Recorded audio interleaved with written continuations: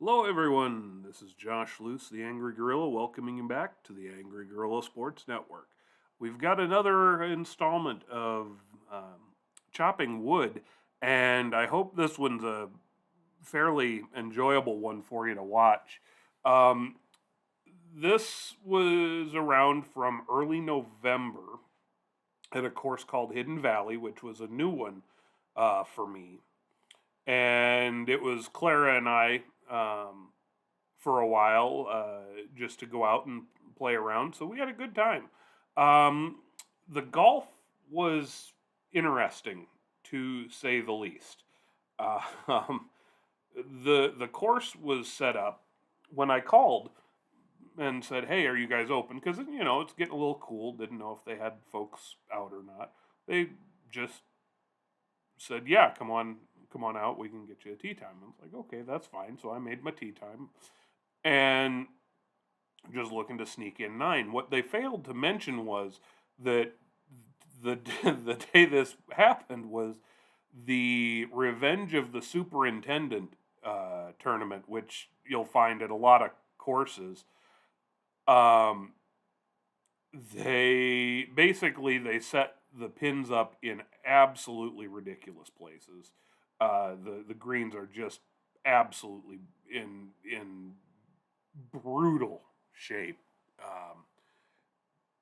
It's done that typically you're going to be playing best ball sort of a tournament. Um, not that particularly matters, but Clara and I are playing. I'm of course trying to do as best as I can, and Clara's having a good time. She's really starting to pick up as uh, timing wise. she's doing pretty good. She as you can see there. Um, So picking up here, just real quick, I was really happy with this shot. I kind of lost it in the sun, which the glare today was pretty bad all day. That was my George Nickel 4 iron from about 158 yards or so, and I hit it just past the hole. I was quite happy with that, and you'll see here in just a minute some of the joys of the greens that they put together. Clara was really excited. She wants to try and hit a ball over the creek, and she has been able to do that once already. A different course, but she's really trying, and she's she gives it everything she has with each swing, and she almost made it, but just not quite today. So you can see here, I'm not even 10 feet back, I guess, more, maybe about 8, I guess. But you can see just to the left of the pin, this green slopes downhill big time. And I barely touched that putt. and I was being fairly generous because, to be honest, I mean, I'm not going to worry too much about my score in that regard. So as much as I would love to beat my head against a wall, it just was not something I felt I had to absolutely kill myself for. That's my 2 iron, my flanged 2 iron, and I really like the way that club feels. I have pretty good luck, and so I've played this. This is a par five up a hill around a corner to the right, and I was pretty happy with this. I played it. I hit a poor chip there. Had I straightened it out and not fired it into the rough, I probably would have ended up on the green. But here I'm playing my fourth shot, um, and just gonna try and run it up there. Nothing, nothing too fancy. I didn't hit it hard enough, and you can see just through the glare there, the ball is rolling backwards at me. But thankfully, I had my caddy who was helping me out, and and you can see here in just a moment she advances the lie. But hey, I didn't touch it, so I didn't take a stroke. I cheating, I know, but it's what I do. Here's a good example of some of the slope that we were dealing with. Um, I was it just the ball. I didn't hit that nearly as hard as it would look there. Um, or I guess it's kind of deceiving because with this shot, it looked like I just absolutely killed it, and the ball went screaming by. The ball ended up pin high basically, but it just broke that much. Next couple of shots are kind of odd angles because the sun was so bright this day, and we were just right into it. So I was going to go ahead and give you a another look so I could do a slow mo of the shot, and Clara decided that we needed to see her hand more than that. So that drive was over water into a crowd of geese, and we're okay. The biggest part of the problem was trying to find it. I didn't quite hit that shot hard enough. I wasn't sure how much it was going to roll down because it kind of comes over a ridge into this green that's down a little bit. Um, so learning process. But here's where we ended up. So this is my third. Thinking okay, I'm going to be able to go ahead and at worst make a bogey on this, because I kind of roll and just, I mean, pace wise, it really wasn't bad, and it just kept right on going. Now the thing that you can't see here is the green is sloping away from the camera. It's downhill the entire way, and so much so that if you watch really close, my ball comes back to me. Very rarely in golf do you have a ball return. Well, this is a new one on me. So I gave it another shot, and I pushed it right, and here it comes again. So we're just hacking away at this now. Gonna give it another. I made it past. I was pretty happy, and then I just decided to drop it in the hole. It was a heck of a lot easier that way. So anyhow, it was something else. Um, Now at least we're facing away. That was my 4-iron again. That's really becoming one of my favorite clubs in the bag. Just 160 yards or so, 155, 160. That club is pretty reliable. Um, and this is where Clara she gave up on golf after that one. But honestly though, she did pretty good. She doesn't normally make it that far into a round where she still wants to swing a club. Now she's running, and I know, please don't sue me. She's running across the green. I do ask her not to do that. Don't want to hurt the greens or anything, but she gets very excited, and see here she was like, "Oh, I'll get your club for you," which was very nice of her. So here we are. We're still.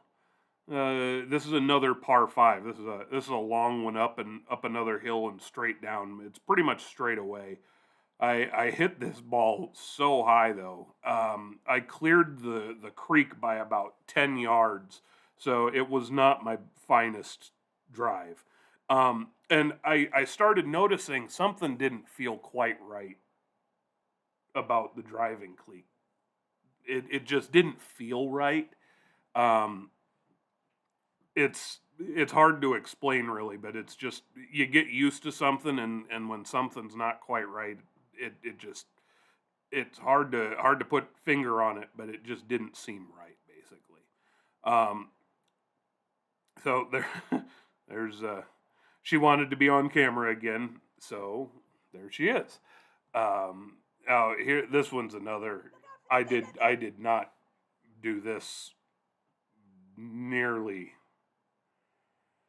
hard enough. The one of the things that I noticed about the greens here at Hidden Valley is they are very crowned in a lot of cases. It reminds me of an older farm course that I used to play on in Clinton, Iowa, or northeast of Clinton, Iowa, called Canyon Creek. That was a nice little course. You know, it was good for what it was, just a little 9-holer. But there were very few flat spots on the greens, so it was always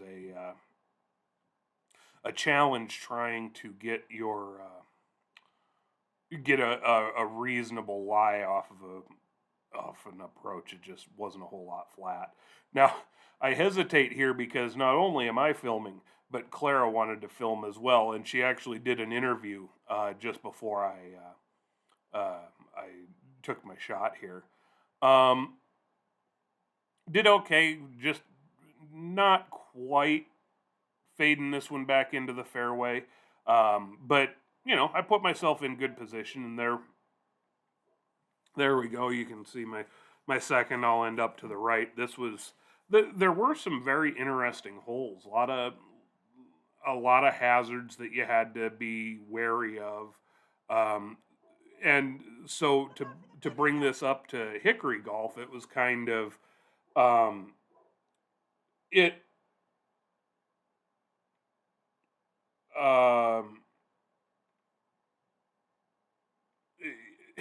the course lends itself to being strategic, I guess. Which, you know, that seems like an oversimplification, but on a lot of courses you can just swing away, right? You can just try and fire stuff all over the place. Well, they've placed some hazards in that really make you think about how you're going to make your next couple of shots. Missed the tee off on this little par 3. Ended up just short left. Not too bad. And yet again, the putting was just, I barely touch it, and it just kept going. It was what it was. So not a. By the time I got done here, Clara's tired. I'm tired. I'm tired of beating my head against a wall, more or less. And here's one of the, you see this every once in a while, and I took a swing and something finally gave. And what I'm checking there is I'm able to twist the head on the hosel of the club, and basically the hosel, which is the part that's inside the club head where things get joined together, split. And of course that's, you know, it's wood. It can happen, right? But it felt odd enough that it was like, okay, something has happened here, and sure enough, I was able to twist it, and that means that you're not going to make good contact. You're not going to be able to get much power out of it, etc. So I have since repaired that club. Thankfully, I did have another driving iron, which I was able to use.